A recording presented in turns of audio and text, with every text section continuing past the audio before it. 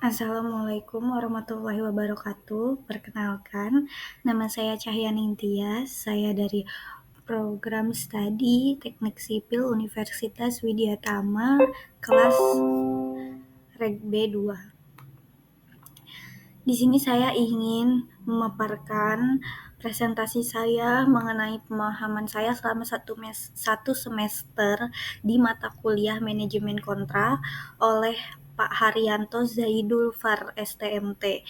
Saya di sini mengambil topik yaitu peran dan pentingnya manajemen kontrak dalam proyek konstruksi. Nah, sebelum saya bahas mengenai manajemen kontrak itu sendiri, saya akan memaparkan apa sih manajemen kontrak ini sampai penting banget gitu di dunia proyek.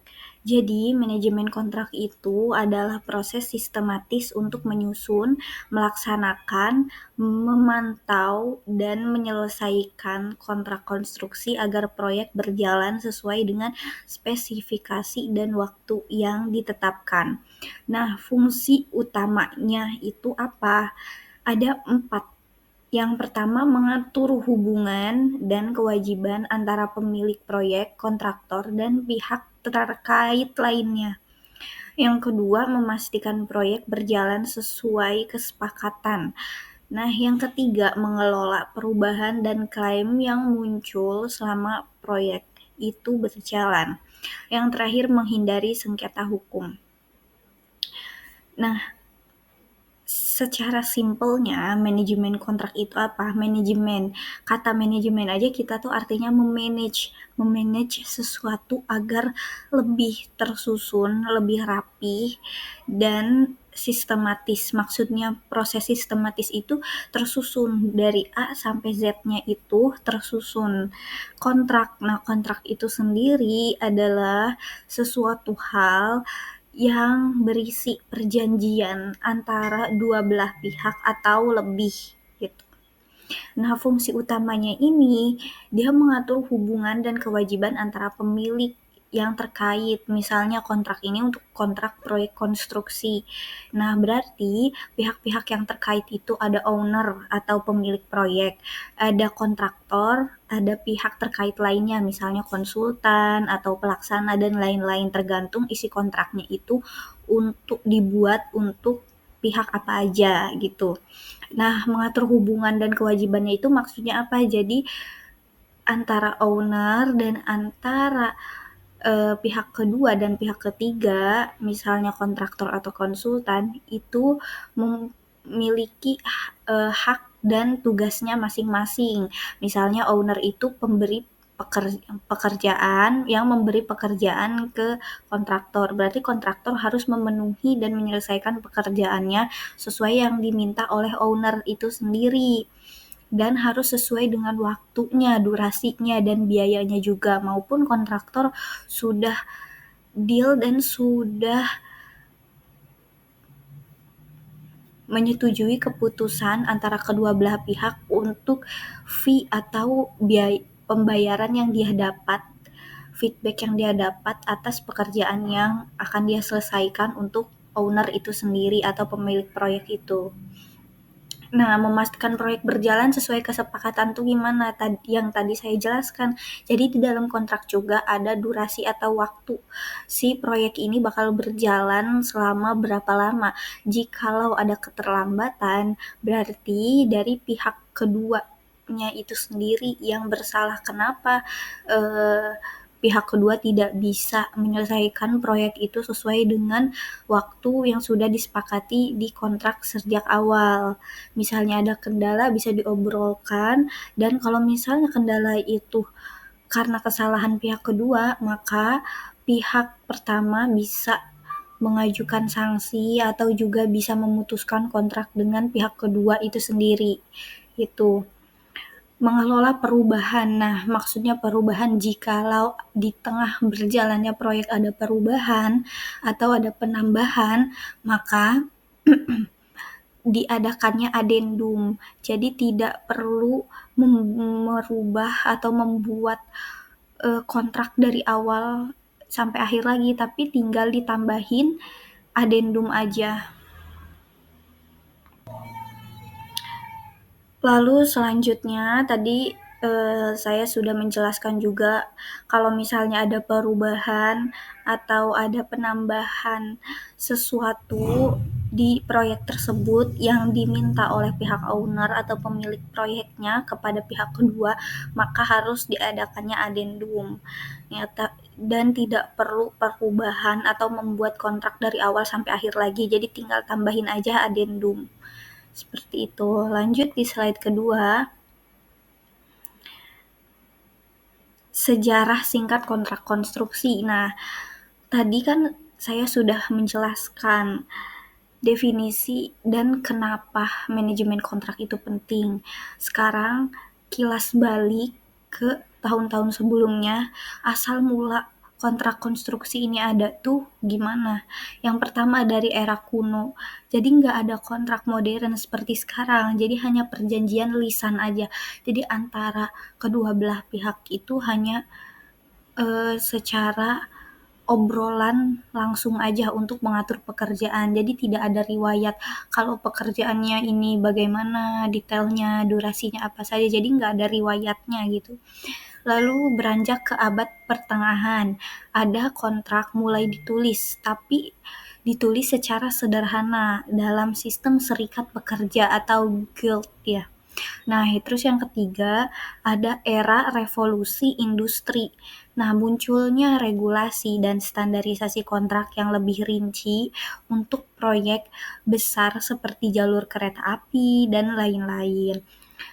Jadi di era revolusi industri itu udah muncul nih regulasi. Regulasi itu apa? Peraturan pemerintah dan standarisasi kontrak itu udah ada. Cuman belum serinci untuk proyek-proyek kecil di luar sana. Jadi hanya untuk proyek-proyek besar aja, proyek-proyek pemerintah aja. Lalu beranjak ke era modern yaitu tahun 2000-an hingga saat ini.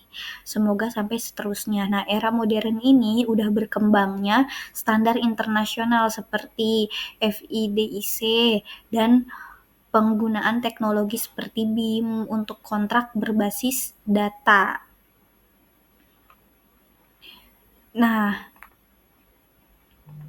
Nah, BIM itu apa sih? BIM itu saya akan jelaskan sedikit aja.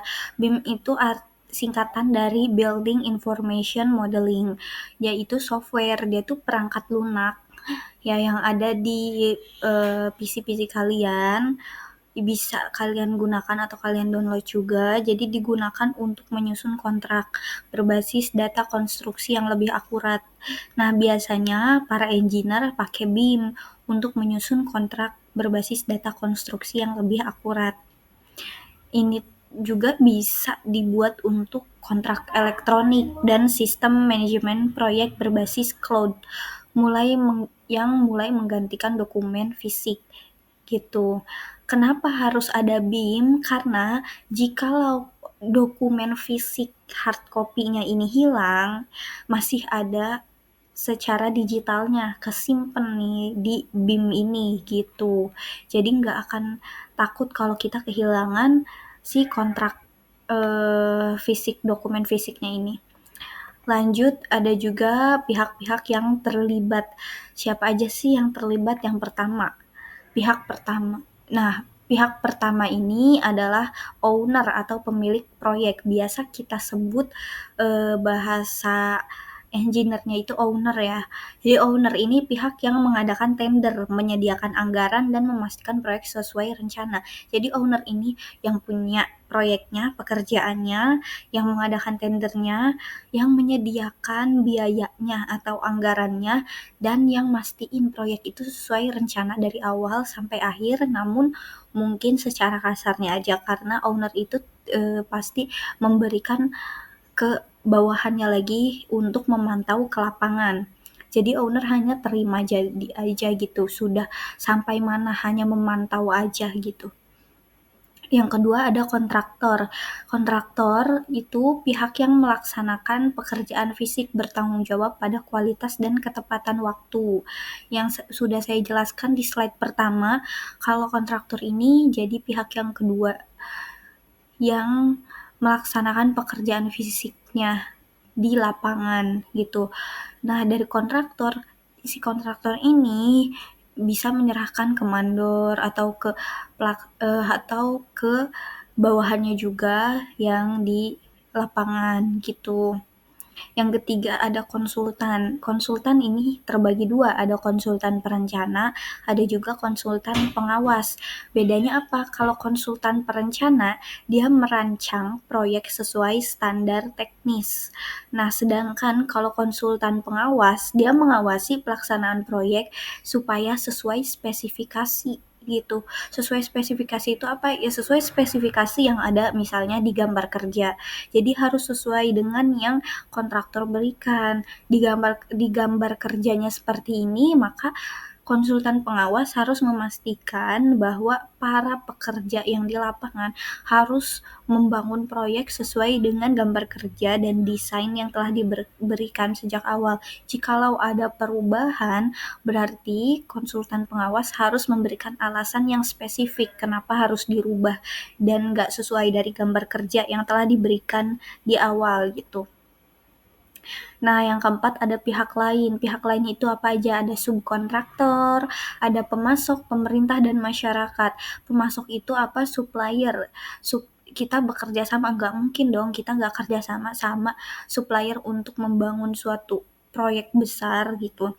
Karena apa? Karena kalau kita ganti-ganti pemasok gitu dengan pembelian material bangunan dengan jumlah yang besar, itu nggak menguntungkan bagi pihak owner, bagi pihak kita juga gitu. Jadi kita harus ada hubungan dan ibaratnya langganan lah, beli sesuatu secara langganan dengan kuantitas yang banyak, maka harganya pun kita bakal lebih murah dapatnya dibandingkan orang-orang yang tidak terjalin hubungan dengan pemasok. Pasti dapat harga materialnya itu jauh lebih mahal gitu. Ada pemerintah juga itu dari perizinan-perizinan, misalnya IMB, AMDAL, dan lain-lainnya. Nah, kalau masyarakat, kita juga sama harus izin ke masyarakat sekitar ketika kita ingin membangun suatu proyek di daerah tersebut, apalagi kalau proyeknya di dekat pemukiman warga gitu. Wajib banget kita dan harus banget kita minta perizinan ke warga setempat yang mempunyai ibaratnya yang dipercaya untuk mengelola daerah tersebut gitu. Entah itu kepala RT, RW, atau kepala desanya juga bisa. Lanjut ada aspek hukum dalam kontrak. Nah, jadi ada juga di dalam kontrak regulasi-regulasi di pemerintah dan ada juga yang di luar pemerintah. Jadi, menurut Black's Law Dictionary, kontrak adalah perjanjian antara dua atau lebih pihak yang menciptakan kewajiban yang dapat ditegakkan oleh hukum. Dalam industri konstruksi, kontrak berfungsi sebagai alat hukum yang mengikat para pihak untuk melaksanakan proyek sesuai dengan ketentuan yang telah disepakati. Jadi, Black's Law Dictionary ini adalah kamus hukum yang singkatnya itu memiliki arti dalam kontrak itu jadi perjanjian antara dua atau lebih pihak yang menciptakan kewajiban yang ditegakkan oleh hukum. Jadi di dalam kontrak itu sendiri harus ada hukum tertulisnya apa saja gitu. Nah, sedangkan regulasi di Indonesia itu apa aja? Ada Undang-Undang Nomor 2 Tahun 2017 tentang jasa konstruksi, yaitu mengatur hak dan kewajiban para pihak. Jadi, singkatnya seperti itu. Lebih detailnya lagi kalian bisa baca di internet. Di sini saya akan menjelaskan singkatnya aja. Jadi di Undang-Undang Nomor 2 Tahun 2017 tentang jasa konstruksi, semua pihak harus menyetujui isi kontrak tersebut dan menyepakati serta menjalankan kewajiban yang ada di kontrak tersebut dari awal sampai akhir. Misalnya owner atau pemilik proyek, dia yang mengatur juga haknya pihak ke satu, pihak kedua atau jikalau ada pihak ketiga, ini bagiannya apa saja pekerjaannya, dan pihak kedua serta pihak ketiga atau ada pihak-pihak selanjutnya bisa menegosiasi berupa biaya atau fee yang mereka dapatkan dari pihak pertama, pihak owner, dan juga bisa mengatur durasi pekerjaan yang akan dia jalankan juga. Jadi sebelum kontrak itu beres, deal, pasti gitu selesai, kontrak itu selesai dibuat, kedua belah pihak harus selesai bernegosiasi.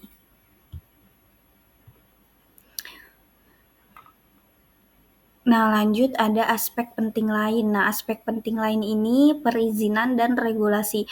Jadi, setiap proyek harus memiliki izin mendirikan bangunan IMB yang sering kita dengar istilahnya itu IMB, dan AMDAL, analisis mengenai dampak lingkungan, serta ada juga K3, keselamatan dan kesehatan kerja. Ini penting banget untuk mengurangi risiko kecelakaan. Lanjut, ada hukum konstruksi dalam perspektif lingkungan. Nah, proyek konstruksi sering berdampak pada lingkungan. Oleh karena itu, ada regulasi yang mengatur aspek lingkungan dalam hukum konstruksi seperti adanya AMDAL. AMDAL ini tuh singkatan dari analisis mengenai dampak lingkungan. Kenapa perlu? Karena proyek yang memiliki dampak besar kepada lingkungan harus mempunyai izin tersendiri gitu, bahwa si proyek ini sudah aman dan tidak mengganggu dan tidak berdampak besar buruk untuk lingkungan di sekitarnya. Contoh misalnya pembangunan bandara harus melalui studi AMDAL sebelum mendapatkan izin konstruksi gitu. Contohnya di proyek yang saya sedang jalani bekerja saat ini.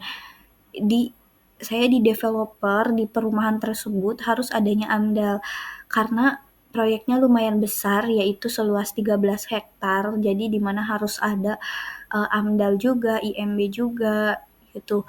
Dan apa aja yang harus syarat untuk memenuhi AMDAL, salah satunya selain ada dokumen-dokumen pendukung, kita juga harus membangun misalnya kolam retensi, turap, dan lain-lain untuk mencegah adanya longsor, banjir di daerah sekitar tersebut karena pembangunan proyek yang sedang kita lakukan gitu. Lalu ada sertifikasi bangunan hijau atau Green Building Certification. Ini harus banget dianjurkan untuk memenuhi standar ramah lingkungan. Contohnya gedung perkantoran yang menggunakan sistem energi terbarukan mendapatkan sertifikasi hijau gitu. Lanjut, ada juga regulasi hukum konstruksi di era digital. Nah, seiring perkembangan teknologi, hukum konstruksi juga berkembang untuk mengakomodasi digitalisasi dalam sektor konstruksi. Nah, beberapa aspek yang relevan antara lain ada 3. Yang pertama, Sistem Informasi Jasa Konstruksi atau SIJK. Ini tuh digunain untuk pendaftaran sertifikasi tenaga kerja dan badan usaha konstruksi. Yang kedua ada BIM, Building Information Modeling, yang sebelumnya saya jelaskan, teknologi untuk mendukung efisiensi proyek dengan pemodelan digital. Nah, itu tuh software. Tanda tangan elektronik dalam kontrak digunakan untuk mempermudah transaksi kontrak konstruksi secara online.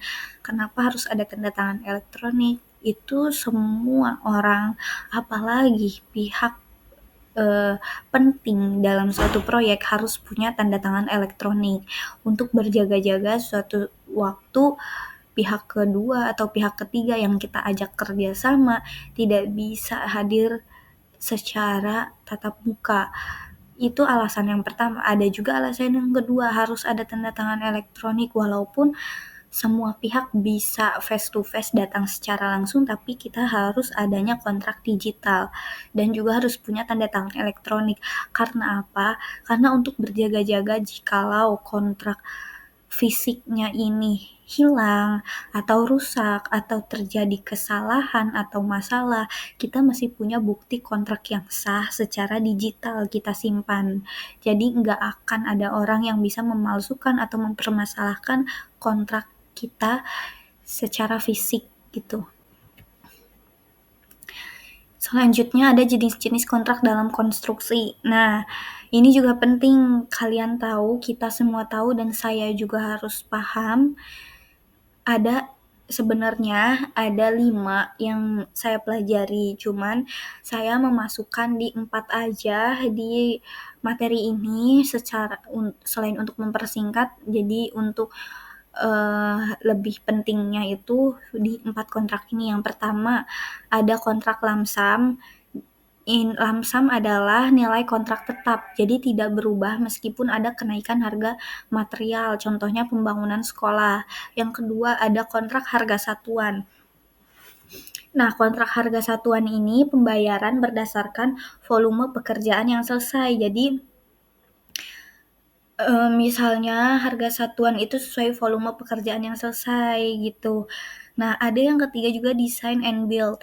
Kontraktor bertanggung jawab atas desain dan pembangunan proyek sekaligus. Ada juga kontrak turnkey. Kontraktor mengerjakan proyek dari awal hingga siap digunakan gitu.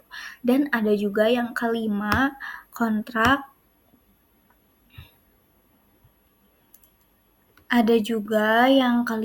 itu namanya kontrak cost plus fee. Jadi si owner atau pemilik proyek menanggung biaya ditambah fee kontraktor. Nah, maksudnya menanggung biaya itu jadi menanggung biaya keseluruhan untuk pembangunan proyek tersebut dan menanggung fee kontraktor atau pembayaran kepada kontraktor itu sendiri. Contohnya seperti pembangunan rekonstruksi yang ada di Indonesia. Salah satunya misalnya pembangunan rumah susun untuk para warga yang terkena banjir gitu. Yang di-handle oleh PUPR. Nah, itu juga bisa. Dari semua kontrak tersebut, apa sih kontrak? Kalau kalian bertanya kepada saya, apa sih kontrak yang paling menguntungkan dari semua kontrak, ya jenis-jenis kontrak yang ada di Indonesia, kontrak konstruksi ya maksud saya.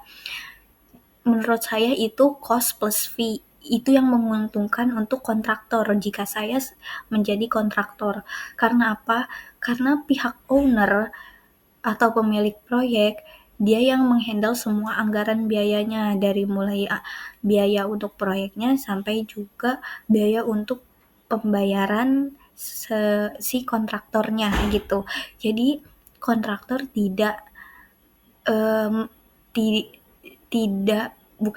jadi si kontraktor minim resiko di kemudian hari gitu. Karena semua biaya yang menanggung dari pihak owner.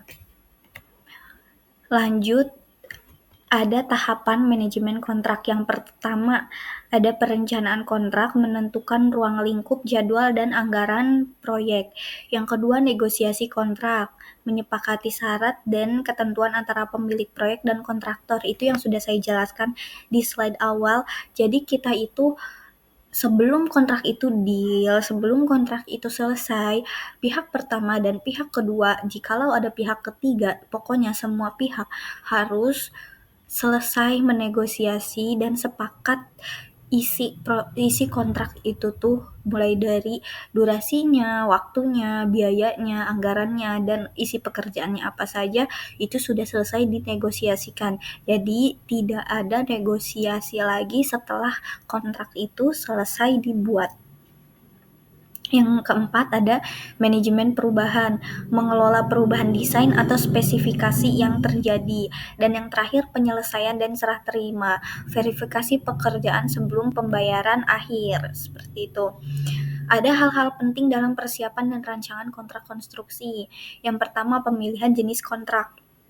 Kenapa penting? Karena menentukan bagaimana proyek akan dijalankan. Terdapat lump sum, harga satuan turnkey, cost plus contract, BOT, build operate transfer. Nah, tadi saya belum menjelaskan BOT ini apa. Maaf.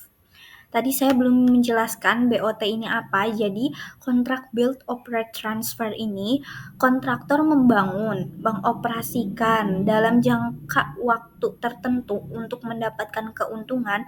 Setelah itu, mentransfer aset ke owner atau pemilik proyek. Contohnya pada proyek jalan tol. Contohnya yang di daerah saya ya, karena saya orang Cikampek Karawang. Nah, jadi saya ambil contoh proyek jalan tol Jakarta Cikampek Elevated 2. Nah, jadi proyek tersebut, jadi kontraktor itu membangun, mengoperasikan juga si jalan tol itu dalam waktu tertentu. Nanti jika sudah ada untungnya, si pihak kedua ini mentransferkan asetnya ini, hasilnya ini ke pemerintah gitu. Jadi build, operate, transfer gitu. Yang kedua, lanjut ya. Yang kedua ada gambar teknis. Nah, ini tuh berisi rencana arsitektur, struktur, mekanikal, elektrikal, dan lainnya yang menjadi dasar pembangunan. Yang ketiga ada RAB dan time schedule. Nah, RAB ini rencana anggaran biaya, jadi perhitungan biaya konstruksi yang mencakup bahan, tenaga kerja, alat, dan biaya lainnya, serta waktu pengerjaan proyek, termasuk tahapan-tahapan utama dan batas waktu penyelesaian. Yang terakhir ada jaminan, asuransi, dan BASTP, jaminan uang muka atau DP, dan asuransi pekerjaan konstruksi untuk perlindungan terhadap risiko yang mungkin terjadi, serta ada berita acara serah terima pekerjaan. Jadi itu tuh dokumen yang resmi yang menyatakan bahwa pekerjaan telah selesai dan diserah terimakan kepada pemilik proyek. Nah, ada juga contoh kontrak konstruksi di Indonesia. Contohnya, saya di sini akan mengambil yang ada di dalam modul, namun akan saya jelaskan juga. Jadi, proyek MRT Jakarta. Proyek MRT Jakarta ini menggunakan kontrak EPC Engineering, Procurement, dan Construction. Kontraktor menangani desain, pengadaan material, dan pelaksanaan proyek hingga siap digunakan. Jadi EPC ini, Engineering, Procurement, Construction itu dari proses desain, perancangan sistem yang akan dibangun, juga pengadaan, pembelian barang atau material bangunan, dan dilanjutkan dengan membangun konstruksi apa yang telah direncanakan gitu. Ada juga untuk mempersingkat ya, karena ini slide-nya masih ada 6 slide lagi, jadi saya persingkat aja untuk penjelasannya. Lanjut ada resiko dan solusi dalam kontrak. Yang pertama, terlambat. Nah, terlambat dalam kontrak biasanya nih ya, contoh dalam proyek saya di perumahan aja, proyek yang bukan dari pemerintah. Kalau ada cuaca buruk atau keterlambatan pemasukan material, kemarin pernah ada terlambat pemasukan material batu alamnya, nggak ada di supplier atau vendor yang langganan kita. Itu telat kita jadi dalam pembangunannya. Jadi kita harus mencari pemasok baru itu yang mempunyai material yang kita butuhkan, batu alam tersebut.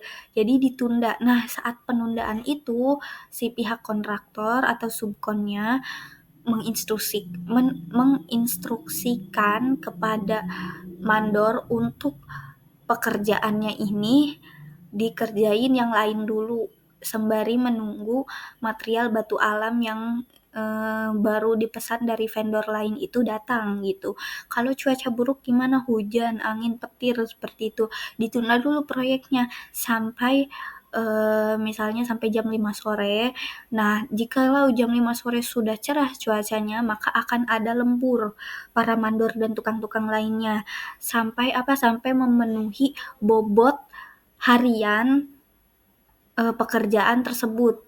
Karena kita juga ada kurva S harus memenuhi bobot harian di kurva S tersebut. Nah, jadi gimana pun caranya, jikalau ada keterlambatan dalam satu hari itu kita harus memenuhi durasi dan bobot harian pekerjaan yang sudah direncanakan sebelumnya gitu. Yang kedua ada kegagalan konstruksi, biasanya karena kualitas material yang buruk, kesalahan desain, atau kelalaian pekerjaan. Alhamdulillah kalau di proyek saya belum ada kegagalan konstruksi yang karena desainnya atau karena materialnya yang buruk. Paling 1-2 karena ada kelalaian pekerja, itu pun tidak fatal dan masih bisa dibenarkan atau diselesaikan saat itu juga. Nah, lalu lanjut yang ketiga, penyimpangan anggaran disebabkan karena perubahan desain atau kenaikan harga bahan. Nah, karena kita borongan kontraknya itu ke para subkontraktor, jadi kalaupun ada kenaikan harga, itu yang menanggung adalah si pihak subkontraktor ini. Yang keempat ada kesalahan kontrak. Alhamdulillah untuk saat ini di tempat saya belum ada kesalahan kontrak. Lanjut ada strategi mengelola resiko. Nah, ini saya ambil dari modul mata kuliah manajemen kontrak yang dibuat oleh Pak Hari juga. Yang pertama ada identifikasi resiko sejak awal. Jadi ada melakukan studi kelayakan proyek sebelum memulai konstruksi. Yang kedua membuat perancangan kontingensi. Yang ketiga menggunakan asuransi proyek, melindungi proyek dari resiko keuangan akibat kecelakaan, bencana, atau kegagalan konstruksi. Nah, kebetulan kemarin saat UAS, ujian akhir semester, ada soal mengenai BG. Untuk itu adalah asuransi yang menguntungkan bagi pihak owner juga. Jikalau adanya permasalahan dengan kontraktor atau pihak kedua, maka owner bisa mencairkan uang asuransi tersebut dari pihak bank terkait gitu. Nah, jadi emang penting banget untuk adanya asuransi secara finansial yang kita buat, owner buat ke pihak bank juga untuk mengurangi resiko kerugian secara finansial. Lalu ada penyelesaian sengketa kontrak. Nah, di sini ada 5. Pertama, jalur non-litigasi di luar pengadilan. Dia itu lebih cepat dan lebih murah. Yang kedua, negosiasi, diskusi langsung antara pihak yang bersengketa. Yang ketiga, mediasi, melibatkan pihak ketiga, netral, yang membantu mencari solusi. Yang keempat, arbitrase, sengketa diselesaikan oleh arbiter, keputusannya mengikat. Dan yang terakhir, jalur litigasi pengadilan. Jika jalur non-litigasi gagal, maka sengketa bisa dibawa ke pengadilan. Jadi pertama jalur litigasi dulu, dan yang terakhir kalau emang udah nggak bisa diselesaikan jalur litigasi, nah bisa dibawa ke pengadilan lewat jalur non-litigasi gitu.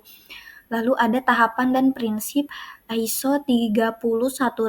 Apa sih ISO 31000 ini? Adalah standar yang dikembangkan oleh International Organization for Standardization atau yang disingkat dengan ISO. Nah, standar ini tuh ngasih prinsip, kerangka kerja, dan proses untuk manajemen risiko. Tujuannya untuk membantu organisasi mengelola risiko secara sistematis, transparan, dan kredibel. Tahapannya ada tahap persiapan, analisis, evaluasi, juga tahap perlakuan risiko gitu. Nah, tahapan secara singkatnya tadi, nah lebih jelasnya ini, jadi ISO 31000 ini punya 11 prinsip manajemen risiko yang perlu dipahami. Yang pertama, penciptaan dan perlindungan nilai. Jadi harus membantu organisasi mencapai tujuannya dan melindungi nilai yang dimiliki. Yang kedua, terintegrasi dalam proses organisasi. Jadi maksudnya itu saling keterkaitan, bagian integral dari semua proses organisasi. Yang ketiga, bagian dari pengambilan keputusan. Proses risiko harus menjadi dasar dalam setiap pengambilan keputusan. Lanjut, ada menangani ketidakpastian, sistematis, terstruktur, dan tepat waktu, dan yang terakhir berbasis informasi terbaik. Nah, sudah sampai di kesimpulan. Kesimpulannya adalah jadi manajemen kontrak dalam proyek konstruksi itu proses yang mengintegrasikan aspek hukum, teknis, manajemen untuk memastikan keberhasilan suatu proyek. Jadi lebih dari sekedar dokumen saja, tapi manajemen kontrak ini perjanjian yang terstruktur, sistematis, dan juga terperinci. Juga menguntungkan kedua belah pihak, semua pihak yang ada di dalam kontrak tersebut, menurut saya ya, itu menurut pendapat saya. Lalu juga ada peran manajemen kontrak. Jadi perannya ini ada 3. Menurut saya yang paling penting peran di manajemen kontrak itu ada 3. Yang pertama, mengatur hubungan. Jadi kontrak itu mendefinisikan secara jelas peran, hak, dan kewajiban setiap pihak yang terlibat. Terus juga mengendalikan resiko, karena berfungsi sebagai alat untuk mengelola risiko umum seperti keterlambatan dan pembengkakan biaya. Dan yang terakhir, menghindari sengketa. Kontrak yang kuat menyediakan mekanisme penyelesaian perselisihan sehingga membantu menghindari konflik hukum yang panjang dan mahal. Jadi kenapa harus ada manajemen kontrak? Gak boleh asal-asalan dalam membuat kontrak, karena kita harus tahu perannya sendiri itu apa dalam memanage suatu kontrak. Setelah kita tahu peran pentingnya, pasti kita setiap membuat kontrak dalam suatu proyek harus lebih hati-hati lagi dan lebih detail lagi gitu. Terima kasih dan cukup sekian presentasi dari saya. Semoga apa yang saya sampaikan dapat bermanfaat bagi teman-teman yang menonton dan juga bagi Pak Hari yang melihat video saya ini. Saya juga berterima kasih atas ilmu yang telah Pak Hari sampaikan, berikan, dan sharing kepada saya dan teman-teman semua di kelas 1 semester ini, di kelas semester antara ini. Semoga Pak Hari diberikan timbal balik yang sesuai dari Allah Subhanahu wa Ta'ala. Juga saya bisa memanfaatkan ilmu yang Bapak berikan kepada saya dan kami semua dengan sebaik-baiknya. Terima kasih. Wassalamualaikum warahmatullahi wabarakatuh.